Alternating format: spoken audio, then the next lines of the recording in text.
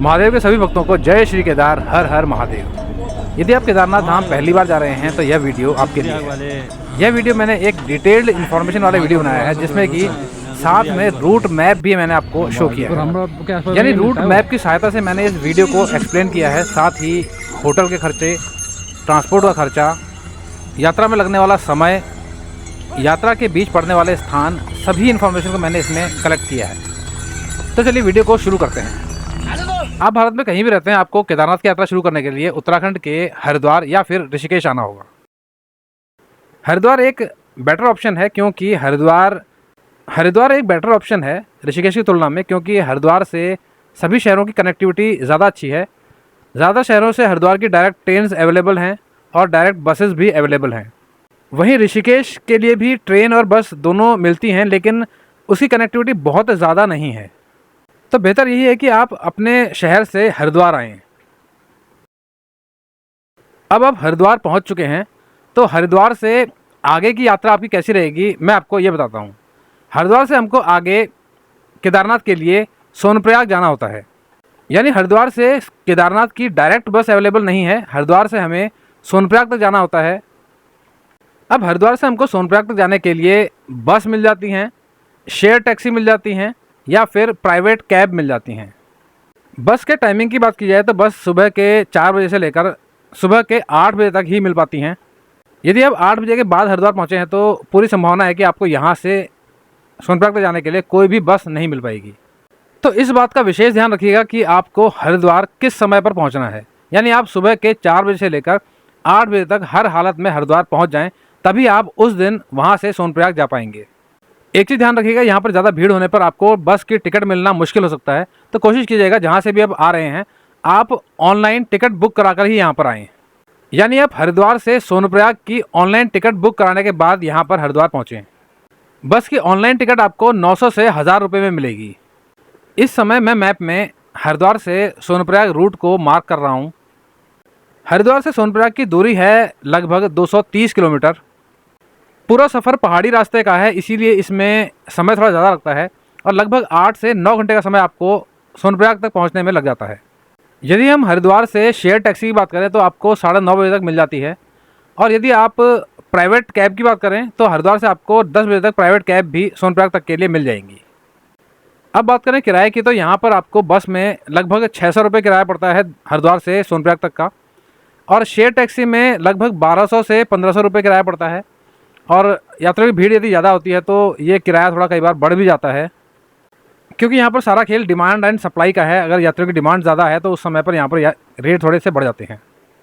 और private cab में आपको पर डे का 5000, 6000, 7000 इस तरह अलग अलग रेट आपको मिल जाते हैं। और प्राइवेट कैब के ये रेट जो हैं 4 लोगों के हिसाब से हैं। यदि आप ज़्यादा लोग हैं तो आपको बड़ी गाड़ी करनी पड़ेगी और ऑब्वियसली उसके रेट थोड़े से जो हैं हाई हो जाएंगे, बढ़ जाएंगे। तो हरिद्वार से सोनप्रयाग तक जाने के लिए बस, शेयर टैक्सी या फिर प्राइवेट कैब में सबसे बजट फ्रेंडली जो ऑप्शन है वह है बस द्वारा यात्रा करना। आपको लगभग 600 रुपये पर पर्सन पड़ेगा टिकट। यानी आपका मिनिमम खर्चे वाला साधन है बस द्वारा यात्रा करना। अब हरिद्वार से सोनप्रयाग तक की दूरी है लगभग 230 किलोमीटर, और इसमें आपको लगभग 8 से 9 घंटे का समय लग जाता है पूरा करने में सफ़र को। यानी आप सुबह के 4 बजे यदि हरिद्वार से बैठेंगे तो आप दिन के 12 से 1 बजे तक सोनप्रयाग पहुंच जाएंगे। अब यदि आप हरिद्वार से सोनप्रयाग तक की यात्रा बस से करते हैं तो बस के रुकने के फिक्स पॉइंट्स होते हैं, वो आपकी इच्छा के अनुसार रास्ते में नहीं रुकेगी। ऐसे ही शेयर टैक्सी वो भी अपने फिक्स पॉइंट्स पर ही रुकेगी। लेकिन यदि आप इस यात्रा को प्राइवेट टैक्सी से करते हैं या प्राइवेट कैब से करते हैं तो आपके लिए रास्ते में साइट सीइंग के जो ऑप्शन है मैं वो आपको बता देता हूँ। इस रास्ते में एक बहुत ही महत्वपूर्ण पॉइंट आता है देवप्रयाग। देवप्रयाग जो कि संगम है भागीरथी और अलकनंदा नदी का। ये 2 बड़ी नदियां हैं जो मिलकर गंगा नदी का निर्माण करती हैं, और यह गंगा नदी यहाँ से आगे हरिद्वार की ओर बढ़ती है। एक विशेष बात, इन दोनों नदियों को यहाँ पर सास और बहू के नाम से भी जाना जाता है। इसके अलावा एक दूसरा पॉइंट है धारी देवी मंदिर। धारी देवी जो कि उत्तराखंड के चारों धामों की रक्षक देवी मानी जाती हैं। इनका मंदिर पानी के बीचों बीच बना हुआ है। तो यदि आप प्राइवेट टैक्सी से जा रहे हैं तो आप इन 2 पॉइंट्स को ज़रूर विज़िट कीजिएगा। तो चलिए अब बात करते हैं हरिद्वार से चलने वाली बस हमको सोनप्रयाग में किस स्थान पर छोड़ेगी और वहाँ से हमें आगे कहाँ जाना पड़ेगा जहाँ से हमारी पैदल ट्रैकिंग स्टार्ट हो। तो हरिद्वार से चलने वाली बस हमको छोड़ेगी सोनप्रयाग के सीतापुर बस स्टैंड पर। सीतापुर बस स्टैंड से सोनप्रयाग लगभग 1 से 1.5 किलोमीटर की दूरी पर है, जो रास्ता आप आसानी से पैदल तय कर सकते हैं। और सोनप्रयाग से आगे आप अपने आप नहीं जा पाएंगे, यहाँ पर आपको अथॉरिटी अलाउ करेंगी तभी आप सोनप्रयाग से आगे जा पाएंगे, क्योंकि यहाँ पर एक पुलिस चेक पोस्ट है, पुलिस बैरिकेडिंग यहाँ पर रहती है। आमतौर पर 1 बजे तक पहुँचने वाले सभी यात्रियों को सोनप्रयाग से आगे जाने दिया जाता है, लेकिन कई बार अथॉरिटीज़ केदारनाथ में मौसम ख़राब होने पर भी यहाँ पर सोनप्रयाग में यात्रियों को रोक लेते हैं। अभी हमारी केदारनाथ की पैदल यात्रा सोनप्रयाग से शुरू नहीं होती। सोनप्रयाग से लगभग 5 किलोमीटर आगे एक स्थान है गौरीकुंड। हमें सोनप्रयाग से गौरीकुंड तक आना होता है और गौरीकुंड तक आने के लिए यहाँ पर लोकल जीप चलती हैं। यदि आप प्राइवेट टैक्सी करके भी सोनप्रयाग तक आए हैं तो आपको सोनप्रयाग की पार्किंग में उस टैक्सी को खड़ा करना पड़ेगा और आपको सोनप्रयाग से लोकल जीप लेनी होगी, जो कि 50 रुपये पर पर्सन का किराया चार्ज करते हैं और वो आपको गौरीकुंड तक छोड़ देगी। और हमारी केदारनाथ की पैदल यात्रा शुरू होती है गौरीकुंड से। तो मेन बात यह है कि जब आप हरिद्वार से सोनप्रयाग आएंगे तो सोनप्रयाग से कोशिश कीजिएगा कि आपको गौरीकुंड जाने दिया जाए, और आप गौरीकुंड जाने दिया जाएगा तो आप गौरीकुंड में जाके स्टे करना, सोनप्रयाग में स्टे नहीं करना, क्योंकि गौरीकुंड में स्टे करने से आप अपने अगले दिन का कीमती समय बचा पाएंगे। क्योंकि गौरीकुंड से आपको सीधे पैदल यात्रा शुरू करनी है, आपको किसी जीप वीप के लिए इंतज़ार करने की ज़रूरत नहीं है। वहीं यदि आप सोनप्रयाग में रुके होंगे तो सोनप्रयाग से आप अर्ली मॉर्निंग उठेंगे, वहाँ यात्रियों की लाइन लगी होगी, लाइन में टाइम लगेगा पहले तो आपको, उसके बाद वहाँ से जीप मिलने में भी काफ़ी समय लग जाता है और ऐसे में कम से कम जो है 2 घंटे 3 घंटे भी कई बार लग जाते हैं केवल सोनप्रयाग से गौरीकुंड तक पहुँचने में। तो इन सब परेशानियों से बचने के लिए आप कोशिश कीजिएगा कि आप सोनप्रयाग के बजाय गौरीकुंड में स्टे कीजिए। अब यहाँ पर सोनप्रयाग में रहने के खर्चे की बात की जाए तो आपको डोरमेट्री की कॉस्ट भी लगभग 1000 से 1500 रुपये पड़ती है, और यदि आप सोनप्रयाग में रूम देखते हैं तो लगभग 2500 से 3000 रुपये का आपको रूम पड़ता है। वैसे ये एक औसतन खर्चा है, आपको ये थोड़ा प्राइस कम भी मिल सकता है और थोड़ा ज़्यादा भी मिल सकता है। उसी प्रकार से यदि हम गौरीकुंड की बात करें तो गौरीकुंड में, तो चलिए अब गौरीकुंड से आगे केदारनाथ तक के रास्ते की बात करते हैं। तो गौरीकुंड से केदारनाथ तक 17 से 20 किलोमीटर का मार्ग है। यह कोई मोटरेबल मार्ग नहीं है, यानी इस रास्ते पर कोई भी व्हीकल यानी मोटर व्हीकल नहीं चलता।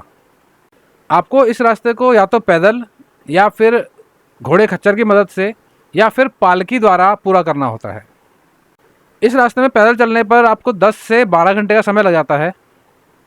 घोड़े खच्चर से जाने में आपको लगभग 5 से 6 घंटे लग जाएंगे और पालकी से जाने में लगभग 7 से 8 घंटे आपको लग जाएंगे। घोड़े खच्चर का गवर्नमेंट द्वारा जो फिक्स रेट किया हुआ है वह लगभग 3000 रुपये है। लेकिन एक बात बता दूं कि यहाँ पर गवर्नमेंट द्वारा रेट फिक्स तो किया गया है, लेकिन यहाँ पर यात्रियों की संख्या ज़्यादा होने पर घोड़े वाले मनमर्जी के दाम मांगने लगते हैं और ऐसे में वह मजबूरी का फ़ायदा उठाते हुए 5000 से 6000 भी एक तरफ का चार्ज करते हैं।